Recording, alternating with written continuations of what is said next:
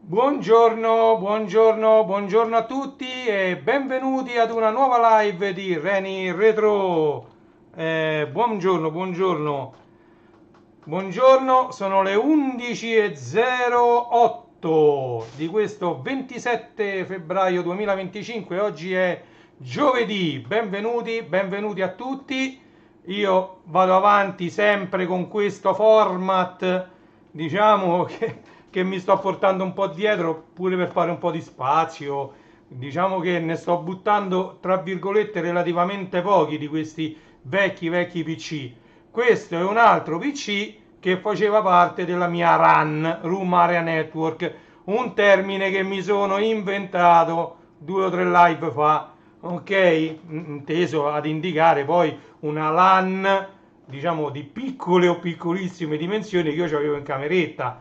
Come ho già spiegato tramite i KVM, quelli che una volta si chiamavano KVM, ecco altre 3 lettere che magari per la maggior parte di voi non significheranno niente, però KVM erano degli switch, e vado a spiegare subito cosa significano queste 3 lettere. KVM era Keyboard Video Mouse, ok? Keyboard si scrive col K, inizia col K, V video è il monitor, riferito al monitor, M per il mouse, e praticamente questi KVM erano degli switch, prima meccanici poi elettronici, che permettevano di utilizzare più computer, quindi più desktop, con un solo monitor, una sola tastiera ed un solo mouse.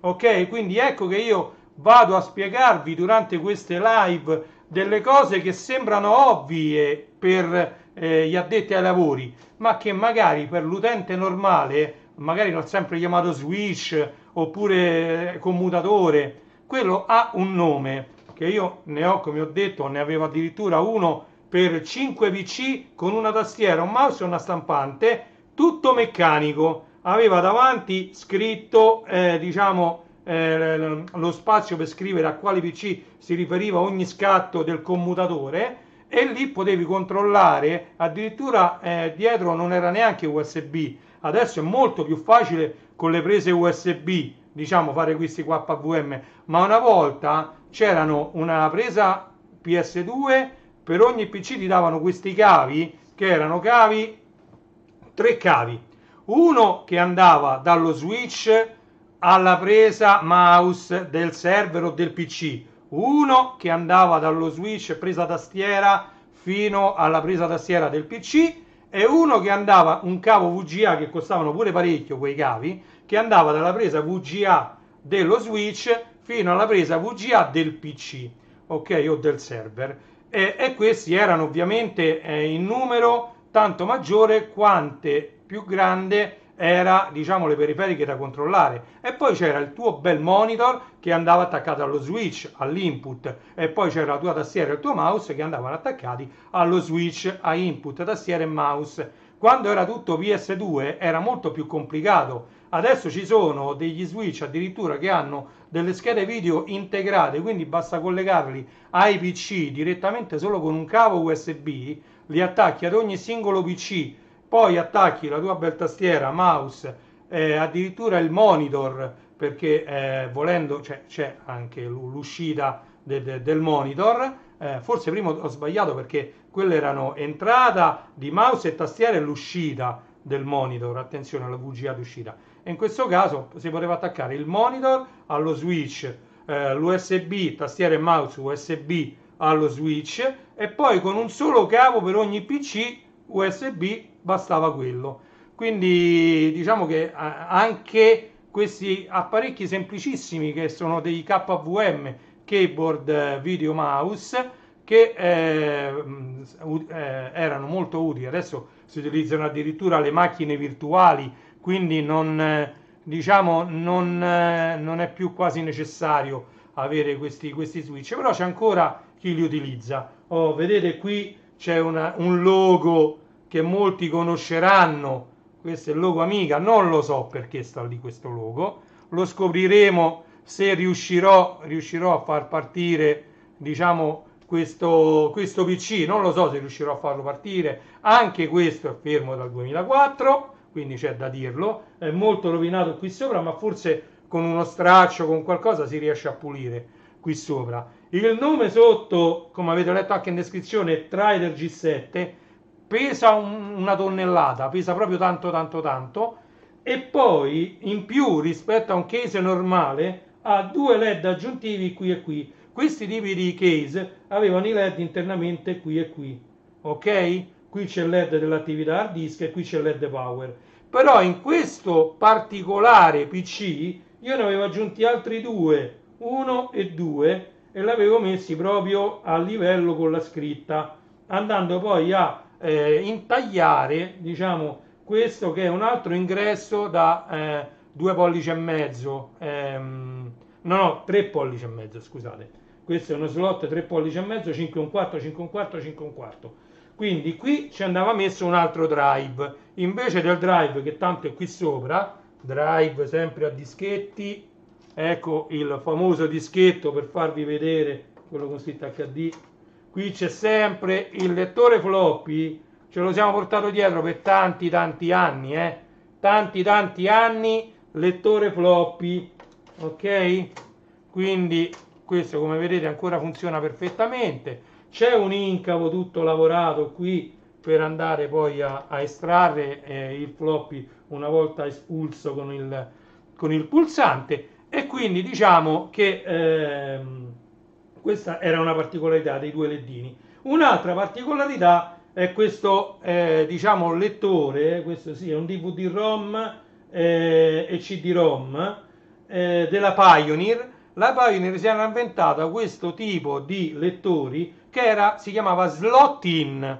Adesso vado a spiegarvi questo termine, perché la maggior parte, addirittura qui c'è un Ultraplex 40 Max, sappiamo essere un lettore CD della Plextor, considerato uno dei migliori, tra l'altro molto ingiallito come vedete dal tempo. Questi invece hanno retto il passare del tempo, perché sono ancora nei loro colori originali. Questi sono molto difficili da trovare, questi Pioneer slot in. Quindi vado a spiegare. Questi lettori hanno queste unità ottiche, diciamo, perché questo per esempio è un lettore, questo mi sembra che sia un masterizzatore, quindi chiamiamole unità ottiche, che sono tutte unità ottiche. Queste due unità ottiche hanno un carrellino che esce, voi ci poggiate sopra il CD e lo richiudete, e questi carrellini si portano dentro diciamo il supporto ottico, quindi il CD o il DVD. Ok? In questo caso non c'è nessun carrellino che esce, ma addirittura basta metterci il CD vicino e lui se lo integra automaticamente tramite un motorino. Questo sistema era ampiamente utilizzato nelle autoradio, ok? Quindi moltissime, quasi tutte le autoradio degli anni 90 che avevano integrato un lettore CD audio avevano questo tipo di caricamento del supporto tramite slot in, quindi tramite il caricamento senza carrellino, quindi in automatico praticamente. Senza carrellino veniva risucchiato l'unità ottica in automatico, ok? Va bene, detto questo, allora abbiamo visto questo PC, ve l'ho spiegato, qui davanti non si apre più questo, no. Qui comunque c'erano delle USB frontali e c'erano anche microfono e cuffia, quindi ingresso microfono, uscita cuffia frontale, ma questo non si apre più, si è un po' bloccato. C'aveva un blocco qui al centro a pinzetta e si vede che quello si è un po' bloccato, cioè avrebbe bisogno di un po' di sbloccante. Comunque non è quello che ci interessa. Ho detto già che si chiama Trider G7 e che ha questi due ledini aggiuntivi, ok? Allora andiamo a fare come al solito. Allora, la prima cosa, accendiamo il monitor, neanche ho connesso la corrente. Allora connettiamo alla corrente prima il monitor e vediamo se allora il monitor si è acceso, comparso l'LG. Ok, io come al solito ho già collegato tastiera, mouse e monitor, e andiamo, questo in questo caso ha l'interruttorino dietro per accendere l'alimentatore, connesso alla corrente. Allora, meno 3, meno 2, meno 1, andiamo a vedere se si accende.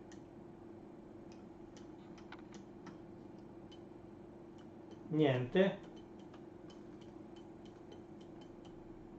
assolutamente niente in questo caso.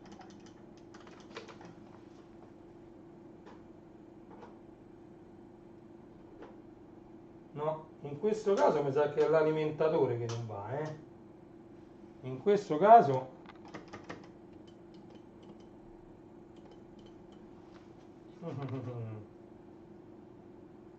questi PC, io ve l'ho detto sempre, fino al 2004 funzionavano perfettamente, questo anche dopo, questo anche dopo il 2004 l'ho usato, però vedo che un minimo di luce l'ho visto nei lettori. Allora aspettiamo un attimo, faccio scaricare i condensatori e vediamo se riesco a vedere. Niente.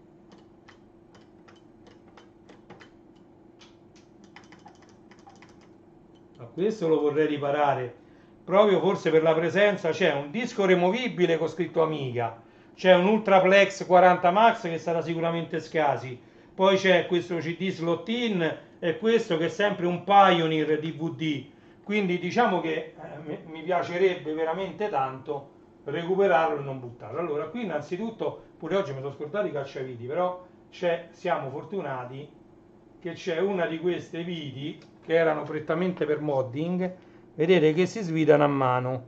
Questa è una vite che veniva data per modding, diciamo. Ok?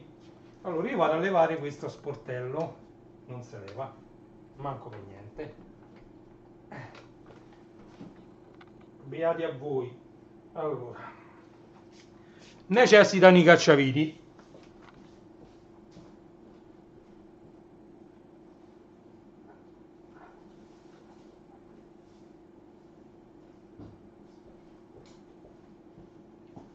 Cacciaviti spaziali più pinza a becco ricurvo.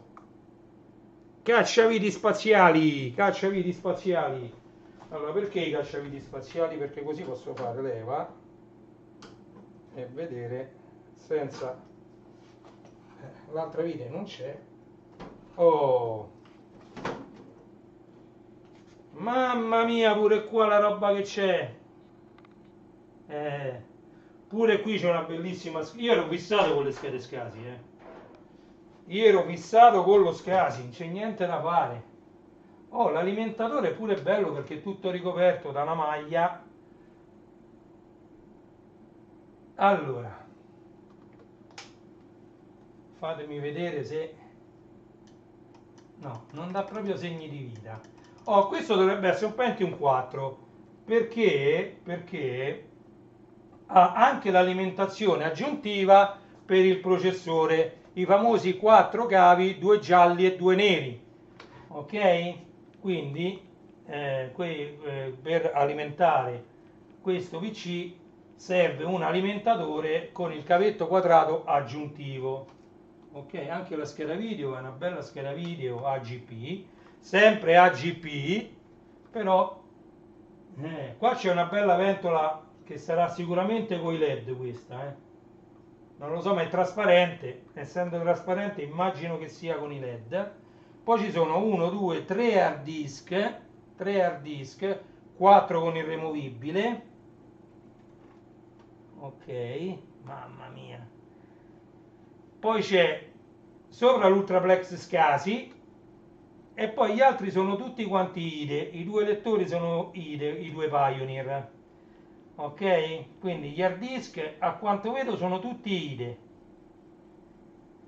Solo che questi stanno su una catena IDE, non mi tornano i calcoli. Ah, anche qui c'è una Promise, una scheda IDE aggiuntiva a cui che ho connesso? Ci ho connesso gli hard disk. Mamma mia. E poi ci ho connesso qua, dove va a finire qua? Tra l'altro era montato pure abbastanza bene, Ah, è removibile. quindi quello è un removibile IDE, che poi mi sa che quell'altro qua c'è qualcosa dentro. Allora io direi, perché qui bisogna procedere con cautela se voglio lasciare tutto montato.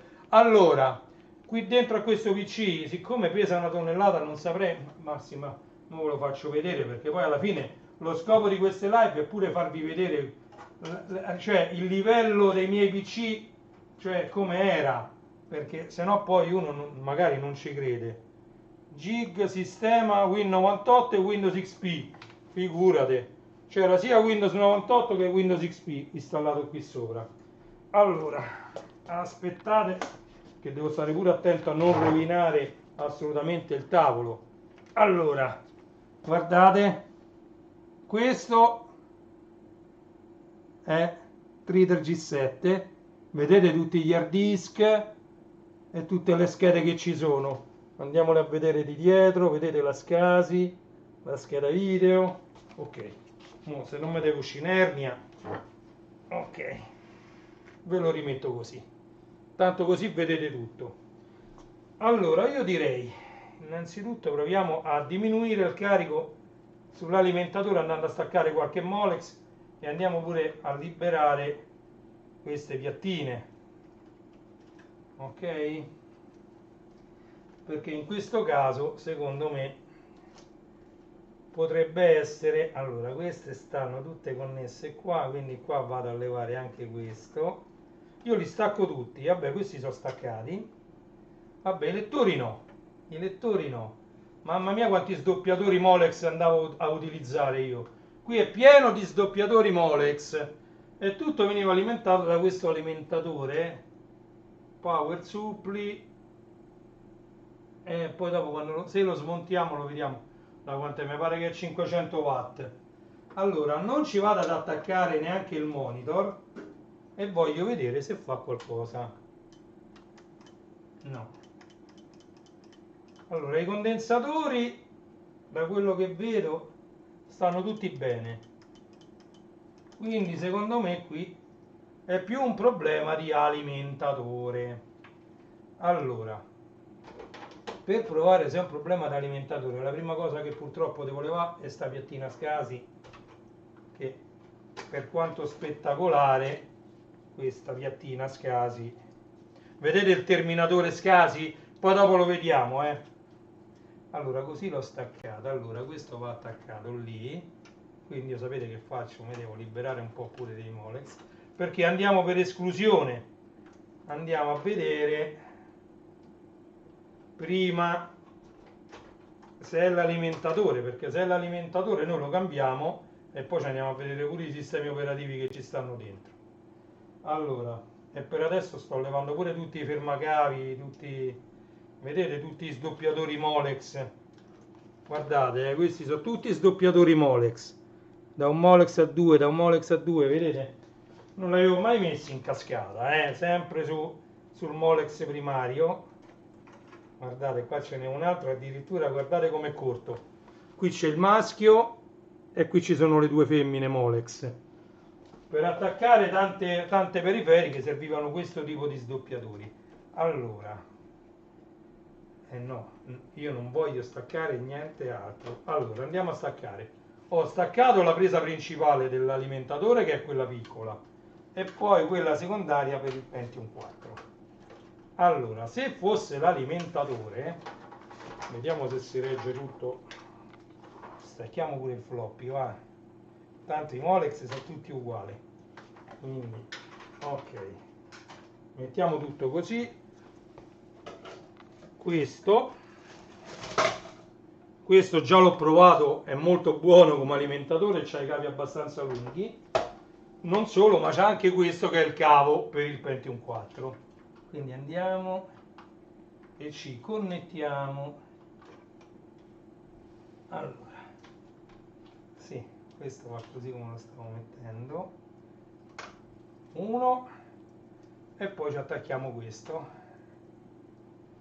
e null'altro, proprio perché voglio vedere se è un problema di alimentatore, perché non facendo proprio nulla potrebbe essere un problema di alimentazione. Alimentatore collegato, ho collegato l'alimentazione della scheda madre più l'alimentazione quadrata del processore Pentium 4. Allora andiamo di qua, questo a 0, sotto sopra questo cavo. Allora, ho dato corrente e l'alimentatore non è. Ma non è che il pulsante tante volte so pure sti pulsanti, ma io allora sì, il power è questo e questo è il reset. Magari non fa contatto il power, perché che non faccia proprio niente è molto molto strano, come se non gli arrivasse proprio la corrente alla scheda madre. Eppure su quella ciabatta la corrente c'è, perché il monitor vedete che è acceso. Questo è attaccato all'alimentatore nero, come vedete il cavo di corrente arriva qui.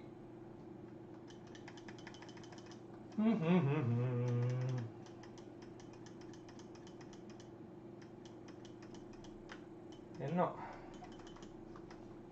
sto pensando a che cosa può essere quando fanno questo tipo di problema.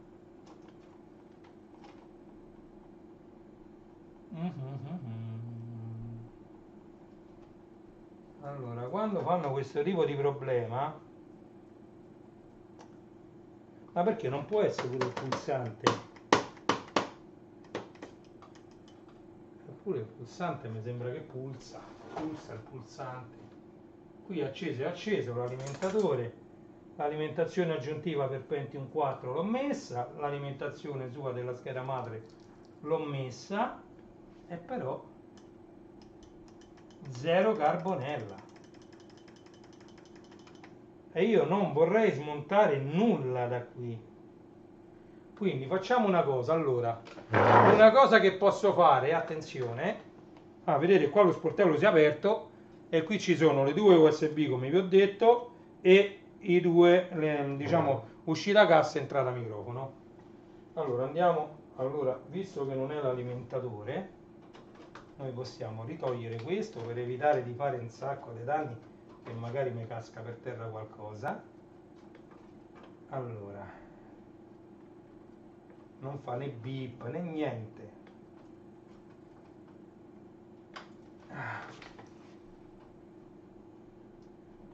Facile non è. Ok, quindi questo lo possiamo mandare al cinema. Andiamolo al cinema. Ok. No, mica lo butto, no. Quello è testato con l'alimentatore e diciamo funzionando bene. Vabbè, quello sportellino l'ho chiuso, questi li rimandiamo dentro, che adesso li andiamo a ricollegare. Ok, allora riconnettiamo Pentium 4, power scheda madre. Tanto sono talmente tanti anni che stavano in quella posizione che i cavi ci vanno a finire da soli in questa posizione. Ok, quindi cavetto Pentium 4, leviamo tutti i Molex che adesso non ci servono. No, non voglio staccare lo SCSI, si può staccare, ma vabbè, questo che abbiamo detto che andrebbe rilubrificato. Allora, qui mi dovrei andare a ricordare qual è il power switch. Allora io direi che ricolleghiamo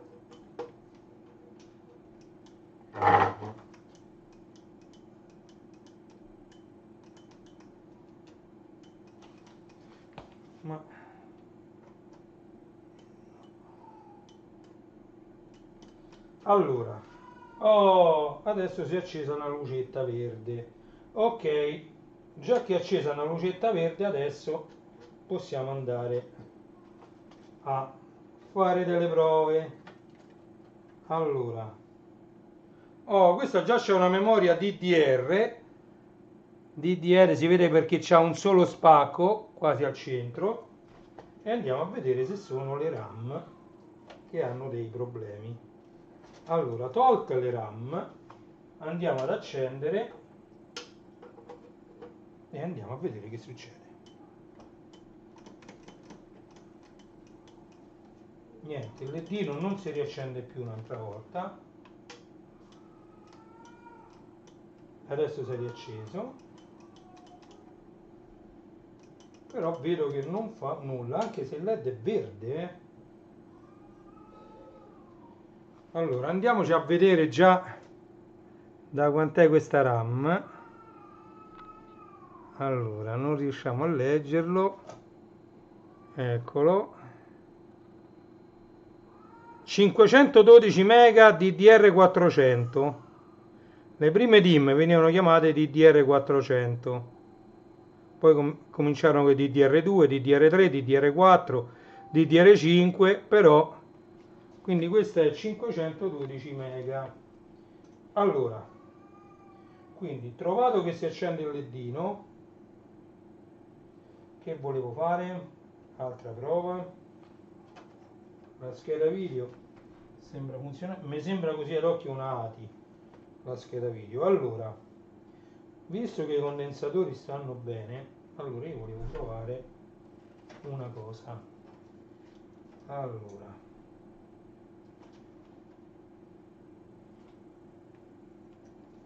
proviamo a mettere questa RAM qui.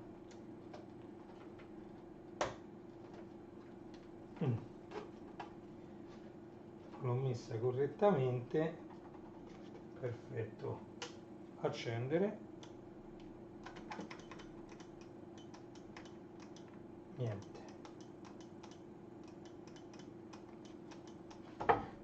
Allora, ledino verde acceso, ma niente di più. Sono sempre più convinto, però andando a levare questi filetti da qui dalla scheda madre, e poi uno si deve ricordare bene come stavano. Allora, questa scheda madre che è una Asus, sembra una Asus pure questa. Le Asus di solito sono P4P800 SE. Mazza, questa è una P4P800 SE, quindi è una Asus, sta scritto pure sul raffreddatore. Allora, la ventola della CPU dovrebbe girare tranquillamente,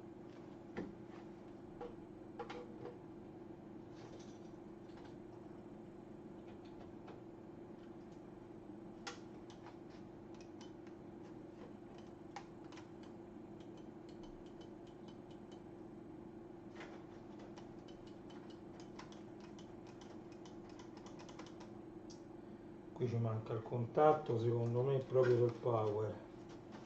Però qual era lo switch power? Power switch? Così non me lo posso ricordare. Allora, li dovrei levare tutti, però poi comincia a diventare problematico rimetterli. Allora, forse se gli faccio una foto così riesco a vedere qual è il power switch, anche se secondo me non è il power. Però a questo punto io direi, noi ne andiamo solo a sfilare leggermente le singole schede. Questa la posso levare, va, che tanto lo so che all'ultimo c'era la SCSI. Allora, cominciamo. Ok, cominciamo a togliere. Qui c'è attaccato il LED, quindi ricordatevi bianco interno, bianco interno, bianco interno. Qui c'è per attaccare il LED dello SCSI. Questa è una bellissima scheda SCSI dell'Adaptec, vedete?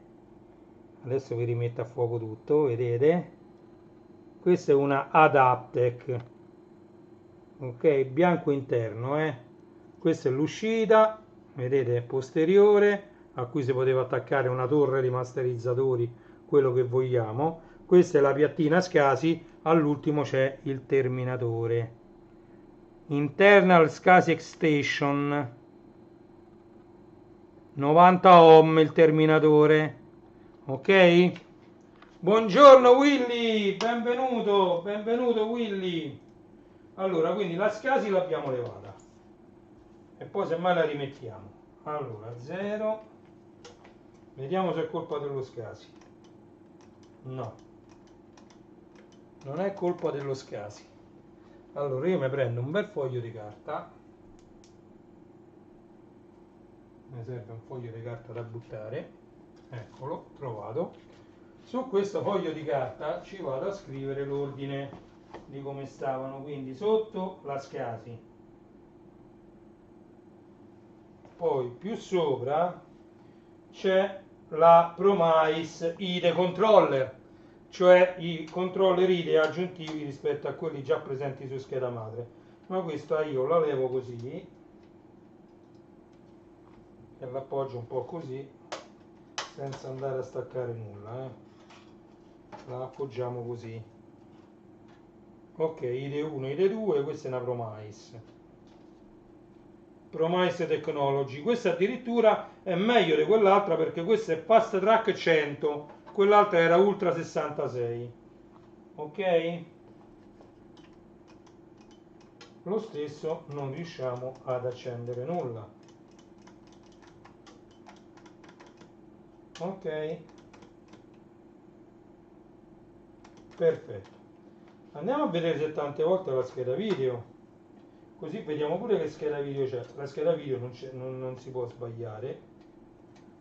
La scheda video è AGP, c'è uno slot solo AGP. Ok. Proprio bene questa scheda video, proprio bene non sta, però non c'ha condensatori neanche questa scoppiati né niente, quindi allora andiamo a vedere di che cosa si tratta, vediamo insieme. ATI Radeon 9600 Pro 256 mega Advantage Radeon 9600 Pro. Quindi questa è una ATI Radeon 9600 Pro, per l'epoca non era per niente una scheda. Mannaggia, questi non mi devono vedere. Ok, andiamo a prendere un'altra scheda video, va. Tanto ce n'ho una carrettata, l'ho messa qua dentro. Allora, andiamo a prendere un'altra scheda video. Eccola. Andiamo a mettere questa, va. Questa è un'altra ATI e noi ci andiamo a mettere questa. Proviamoci a mettere questa.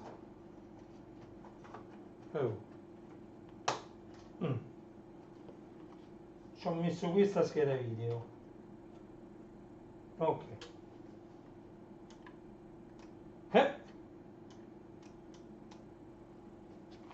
Ha dato una parvenza di accensione,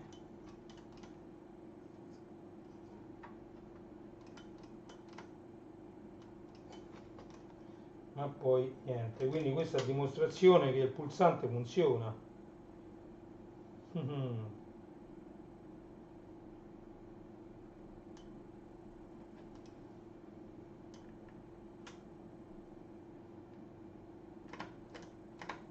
P4 P800 SE.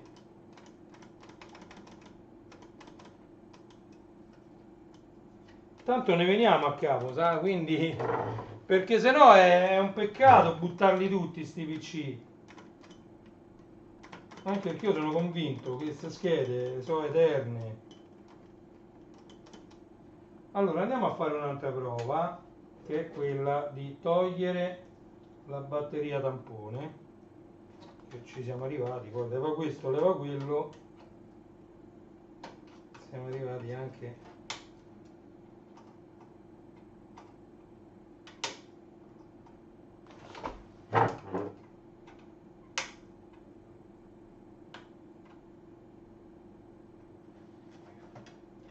più facile a dirsi che a farsi a togliere la batteria tampone. Ok, l'abbiamo tolta.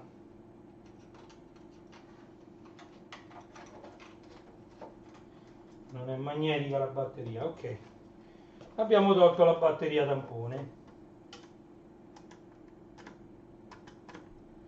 inizia un attimino a girare, poi si blocca. Altri Pentium 4 ce l'ho se fosse il processore, ma non penso sia il processore. Assolutamente non è il processore.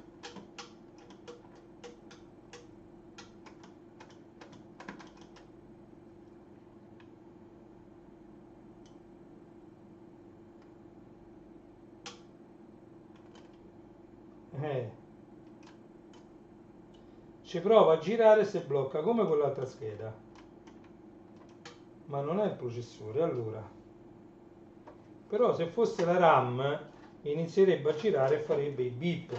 Tra l'altro qui mi pare di aver visto che c'è attaccato anche l'altoparlantino, quindi i beep noi li sentiremmo. Allora, quanto è scomodo qua.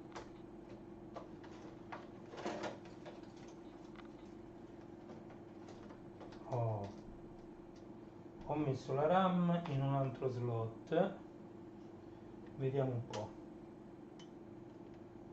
Niente, provo a girare ma si blocca. Bisogna far ripartire questa scheda in qualche modo senza andare a smontare tutto l'ambaradam.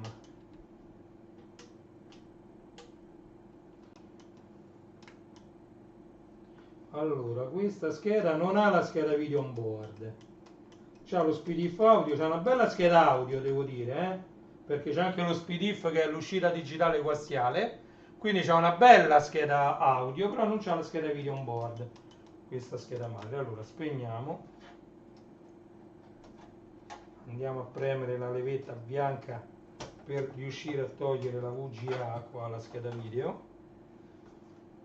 Questa la rimettiamo di qua, che l'avevamo presa lì, quindi tanto non è lei. E andiamo a pensare a che cosa può essere, perché qui che altro c'è connesso? Ci sono connesse le USB. Andiamo a togliere queste USB, va. Allora, queste sono le USB, sono le USB di sotto. No, capirai, queste non le posso togliere perché queste sono tutte, sì, sono queste due USB sotto, che però sono tutti filetti, sono 4 filetti singoli per ognuna, quindi sono 8 filetti. Lasciamo sta, invece quest'altra è questa dietro però, perché questa c'ha due USB e una porta MIDI qua dietro, che ovviamente fanno parte della scheda, innanzitutto la MIDI della scheda audio integrata su scheda madre, mentre le due porte USB sono due porte USB 2.0, sempre di quelle diciamo integrate su scheda madre, cioè la metto a disposizione la scheda madre. Allora,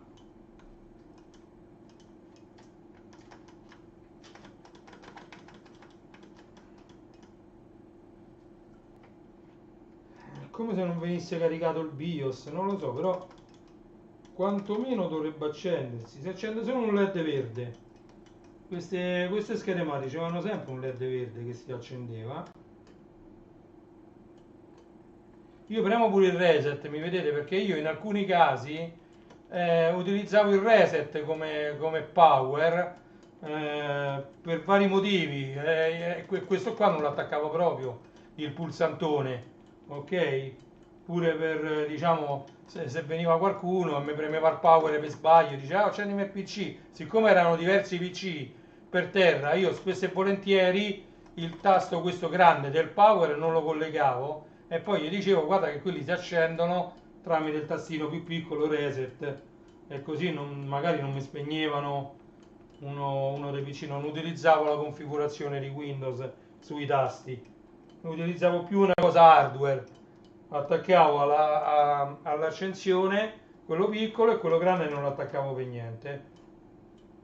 Comunque il pulsante non è, perché la ventola uno scattino lo dà, tanto mi dà fastidio quando fanno così queste schede, anche perché facciamo le live che poi risultano essere un po' noiose, anche se queste live sono proprio fatte pure per questo. Allora, questa ventola sta attaccata lì e va bene, qui c'è attaccato tutti gli IDE Allora, non so se conviene togliere gli IDE, tanto mi ricordo nero. Togliamo pure gli IDE, va. Magari c'è qualche hard disk che sta in corto e poi li rimetto, tanto ecco, ci vuole un attimo. Staccati. Niente. Niente, niente, niente.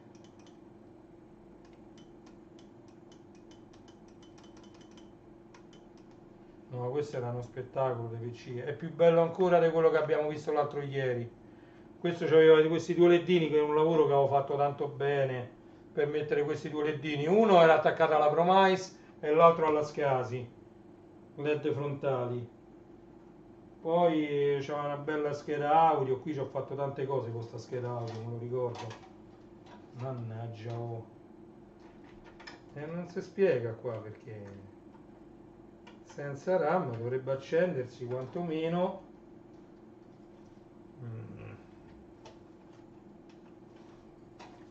Niente.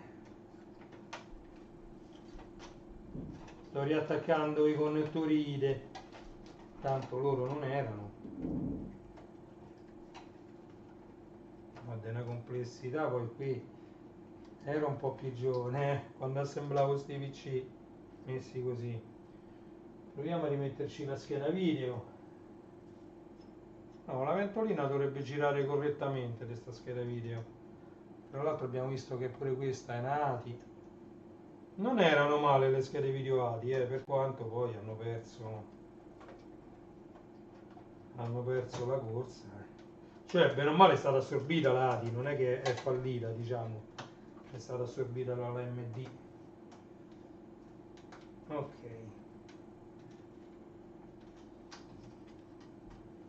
Qui sta tutto bene, ma è bello che non ci sta neanche un condensatore rotto, un qualcosa che dà idea, è pulitissima, non c'è manco la polvere qua, non c'è manco un dito di polvere, niente. E su.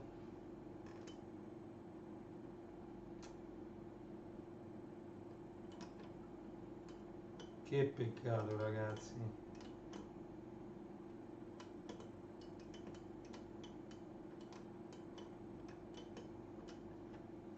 Posso provare a staccare questo e poi rimettiamo. No. Quindi è proprio la scheda madre qua, purtroppo. Non ci sono versi. È proprio la scheda madre. Non ci sono versi. Queste vanno qua dietro, stanno benissimo, queste prese USB. Sto provando a staccare le varie prese USB perché magari stanno in corto e va in protezione tutta la scheda madre. Niente, niente, niente! Peccato, peccato. Però questo non lo faccio il tear down, questo semmai me lo vedo con più calma e vedo di capire come mai. Allora, ma tanto l'alimentatore l'abbiamo provato a cambiare, non era. Ci vogliamo provare un altro alimentatore? Facciamo un terzo alimentatore, proviamo a fare un terzo alimentatore, mi serve sempre uno, eccolo qua, con l'alimentazione aggiuntiva per il Pentium 4. E io ci faccio pure una prova con quest'altro, come San Tommaso, questo lo mettiamo a 0, questo lo leviamo. Magari quello nero non lo so come mai non ha funzionato, boh. Se l'alimentatore, io ci metto veramente un attimo poi a cambiare l'alimentatore e a riattaccare tutti quei molex. Allora, questo lo poggiamo così qua. Questo va attaccato per così, quindi va attaccato qui. Ok.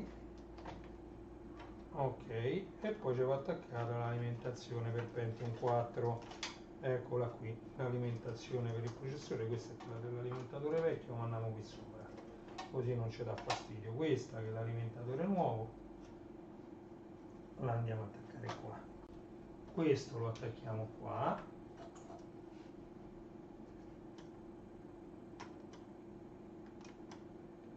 oh, il LED si accende, quello verde qui dentro, c'è un LED verde, è acceso.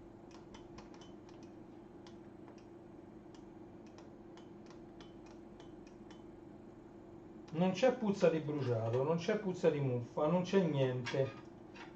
Cioè, a che pro non dovrebbe funzionare?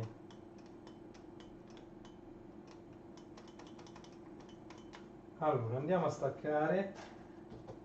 Proviamoci quest'altra RAM. Però io dubito che sia la RAM, perché la RAM, quando dà problemi, il PC si accende e fa bip bip bip bip. Quindi la RAM non è la RAM, no, non è. Ho passati tutti bene i fili. E vabbè. Ok. RAM inserita.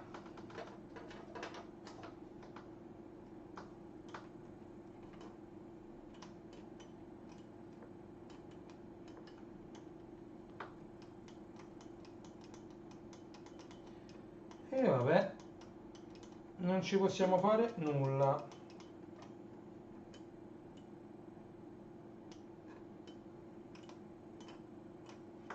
Che peccato ragazzi, che peccato. Cioè questo era un PC che io avrei tenuto così. Ma a questo punto io qua veramente, cioè farei un pensierino lasciando, vabbè perché qui c'è un sacco di roba IDE. Questo era bello che ripartivano così com'erano sti PC, perché sennò è inutile, eh? Qui addirittura c'è scritto GIG sistema Windows 98 e Windows XP. Era bello vedere tante cose qua. Se io qua ci cambio la scheda madre, lo potrei pure fare, perché tanto sono universali sti case. Cambio alimentatore, scheda madre, CPU e RAM, che tanto quelle sono le tre cose. Posso pure prenderne uno, diciamo, da battaglia, che ne so, con un i5 decima generazione, vanno benissimo, eh. Ci metto quello, ci rimetto la scheda SCSI che è PCI, ovviamente deve avere almeno due slot PCI, uno per la scheda SCSI e uno per questa PCI IDE controller.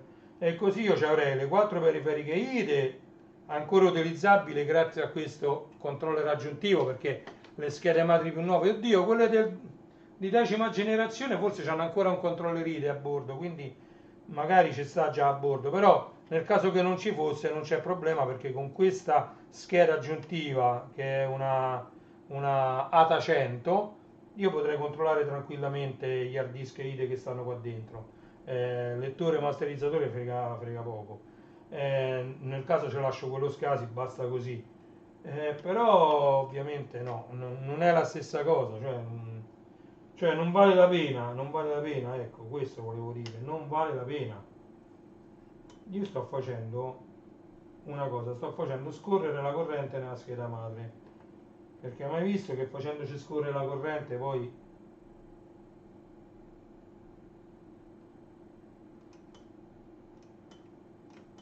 allora facciamo un'altra cosa, rileviamo questo alimentatore aggiuntivo e ora andiamo a vedere la CPU.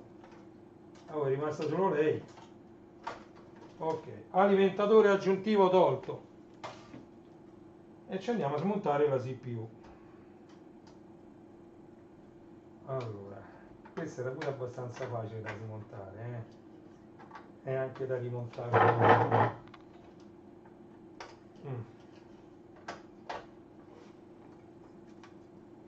Le ultime parole famose. Ho detto che era facile, senza rompere nulla, Allora, questo così, questo così. Ah, ecco. Era facile sì.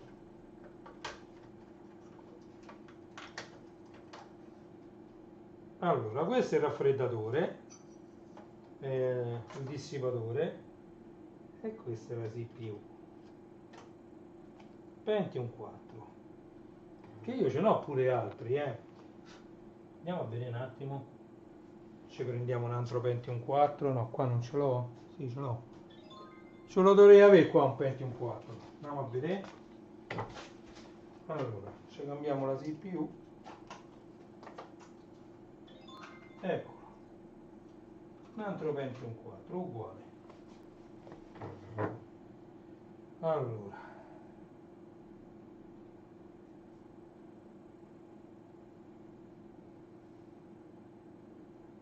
eccolo qua, questo va messo così, non si può sbagliare. Questo Pentium 4 no,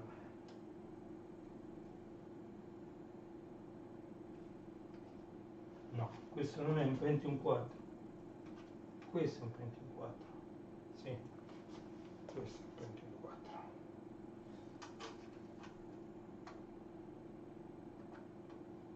Ok, messo. Ora ci rimetto questo, magari ci appoggio un attimino, tanto se parte lo spengo subito e niente, e allora ci lascio quello, lo spegniamo subito, tanto ci mette qualche secondo a riscaldarsi il Pentium 4, non è che se stacco subito la corrente non gli succede proprio niente. Ok, tutto senza toccare la massa, tanto voglio dire, sono sempre cose vecchie. No, come volevasi dimostrare non è il processore, cambiato pure il processore, non è il processore. Ledino verde sempre acceso, io a questo punto ci rimetterei il suo del Pentium 4. Ok, condensatori scaricati. Allora, rimettiamoci il suo bel Pentium 4, questo lo andiamo a togliere, lo rimettiamo qua, Pentium 4 suo originale, ovviamente nel caso l'avrei tutto pulito, rimessa la pasta termica.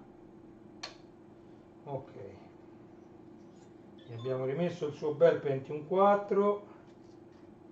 C'è qualcuno che mi scrive, vedo, vabbè, che mi scrive su Telegram in privato, che i canali ce l'ho tutti mutati, se no divento matto. Allora, di solito io i processori li montavo prima di montare la scheda madre dentro al case, se no diventa veramente complesso. Allora,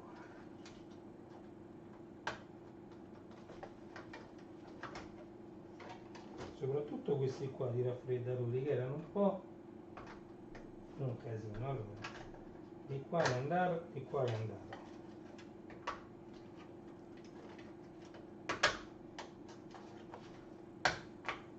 Questi scatti che sentite è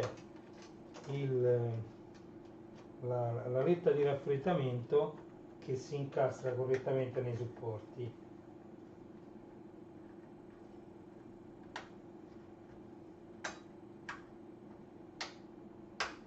Oh, non si muove più, quindi la letta di raffreddamento posizionata correttamente. Scheda madre morta, scheda madre andata al cinema, scheda madre autoboard, not working motherboard. Allora, scheda video, not working motherboard.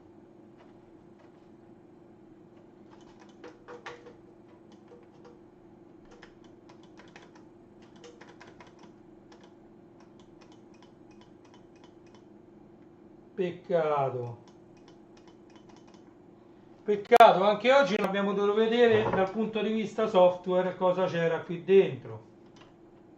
Vabbè, quant'è questa live? 55 minuti, no, troppo pure, troppo anche per questa live. Allora amici, vi ho spiegato, vi ho fatto vedere il lettore slot in della Pioneer. quindi qualcosa abbiamo visto, dai. Abbiamo spiegato KVM, i switch esterni, ho raccontato che utilizzavo quelli in cameretta per poter avere più PC.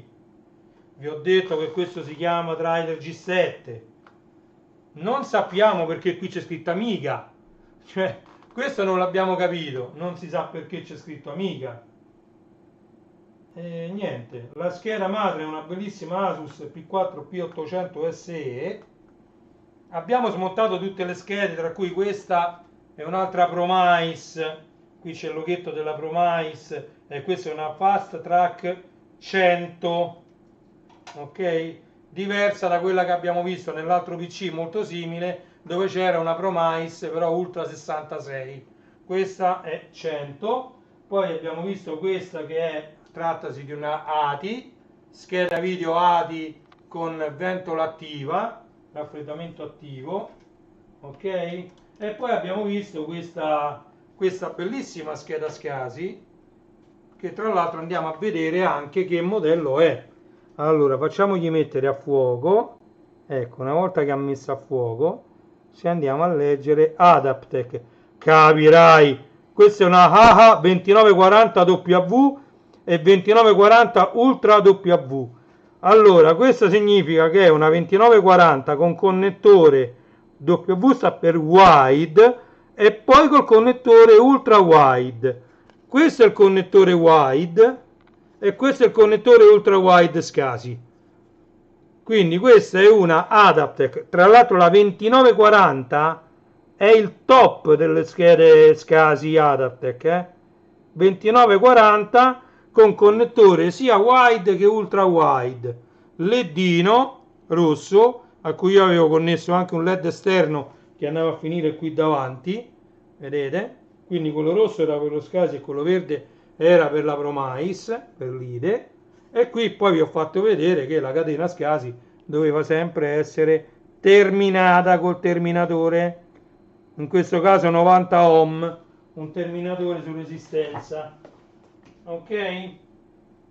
Altre cose, vabbè, abbiamo visto queste RAM, le primissime DDR400 da 512 mega.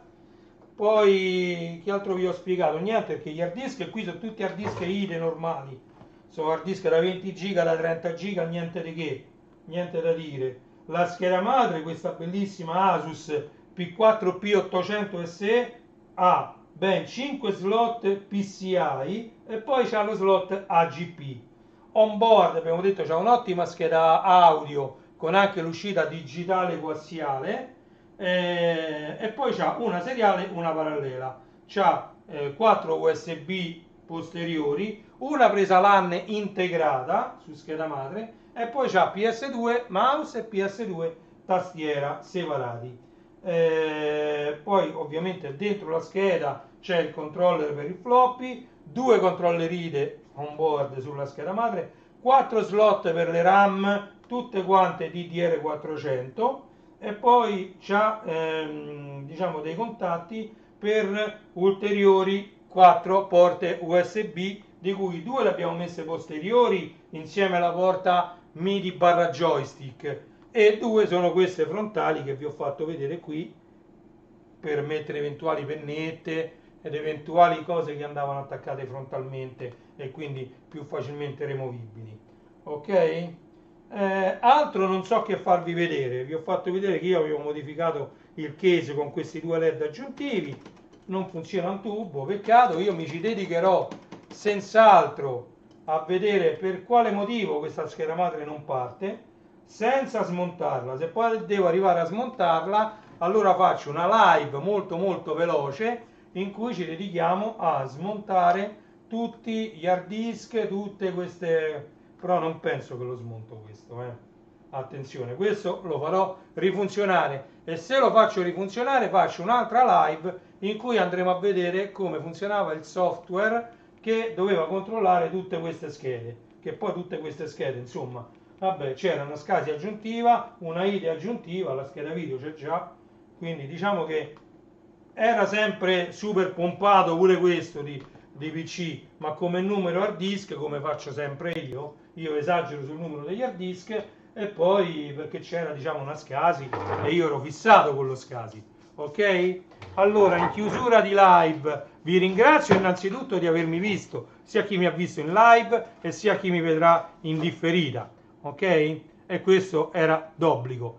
Vi invito ad iscrivervi al mio canale e a mettere like a questo tipo di video se qualora li gradiate. C'erano ancora tanti da fare il teardown di questi vecchi PC con tanti vecchi lettori, tante vecchie schede, che così le rivedremo e ve le spiego, ok?